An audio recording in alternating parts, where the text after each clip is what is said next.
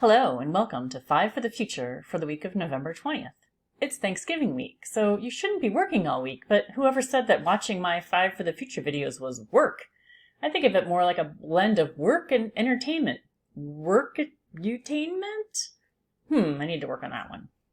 In any case, I am glad you're here with me. Are you ready to get started with the 5 topics for this week? Let's start with our story number 1, the future of fast food.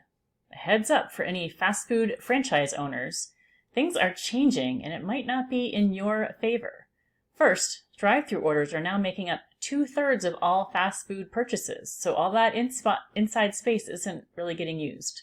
And the franchisors are mandating remodels and taking higher cuts of sales, which combined with inflation and interest rates and a limited workforce spells trouble in the form of bankruptcy for many franchise owners.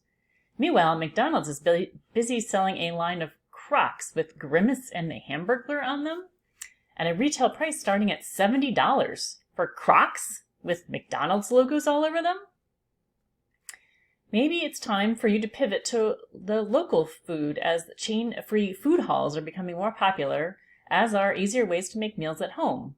More details in the newsletter on some other topics, but you get the main points. Expect fast food to become more or less drive-through. Expect to see more food halls promoting local and ethnic foods and supporting small businesses. And expect to see more people cooking at home. Maybe the fast food chains will just pivot to logo-themed clothing?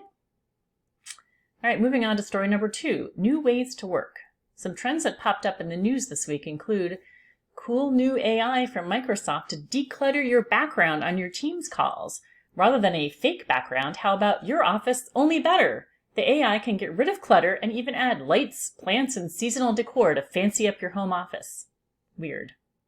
Also, standing is the new sitting, meaning you shouldn't be standing. It's not good for you. Instead, you should be walking for about 5 minutes every half hour.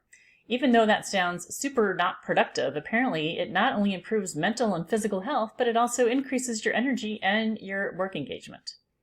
Finally, maybe it's time to start paying attention to the word of the future for small businesses, at least as far as I'm concerned, fractional. I'm not just talking fractional officers like a fractional CFO, but staffing for a whole host of jobs where you don't need someone full-time, whether that's customer service, social media posting, or database management. This is what will help small businesses stay small and still grow. I hope you're paying attention. Fractional is the future. And with that, let's move on to story number 3, virtual reality. Good news! You can now add a haptic glove to your VR goggles. That way you can pick up fake things or play fake instruments in a way that feels more real but is still fake. And in another move to get us closer to dystopian science fiction, check out the latest wearable device, a pin that you wear in your chest like you're on Star Trek. You can communicate with it and it can project information onto your palm. So help me out. Which science fiction movies involve talking to a device pinned to your clothes, or a device that can project information and images onto your hand? Surely there must be several movies out there that predicted these new technological advances. What do you think the future will look like in 5 years? Will phones just be tiny earbuds we wear all the time? How will this change how we communicate, collect information, or disseminate information? Something to think about. Moving on to story number 4. Some good news about work coming to you from research. Yay, research! Recent studies show that pet-friendly workplaces help with recruitment, retention, and employee well-being and collaboration.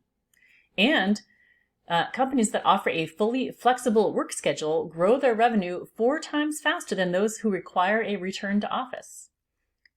Also, research shows that not everyone is already using AI at work, even though you might think it. And our final research study says that your employees really like you. Over half of workers say their manager or supervisor is excellent or very good to work for. Nice. And finally, our final story, number 5, Thanksgiving news. Did you know that one agribusiness giant, Cargill, is involved in nearly every ingredient used for your Thanksgiving table? That includes supplying 1/3 of the 40 million turkeys we'll be eating, along with ingredients for nearly every side dish. When is a monopoly not a monopoly? When it's privately held? When we don't see its name on the end products? Or when it's really more like an oligopoly, like the 4 companies that control the meat and grain markets here in the US? Moving on from one food giant to another, if making your own Thanksgiving dinner is too much work, then maybe A Thanksgiving pizza is what you need. A DiGiorno frozen pizza, complete with turkey, gravy, sweet potatoes, crispy onions, green beans, cranberries, and lots of cheeses. Gross. Or as I taught my kids to say, that's not my favorite. Finally, if you sell anything on Black Friday, then listen to Gene Marks and make sure you collect as much data from these customers as possible so you can continue to reach out to them the rest of the year. Great advice. And that's it for this week. Thanks for watching. I am thankful for all of you for watching and supporting these videos, my little passion project that will hopefully someday help me grow my business. So spread the word, and thanks for joining me.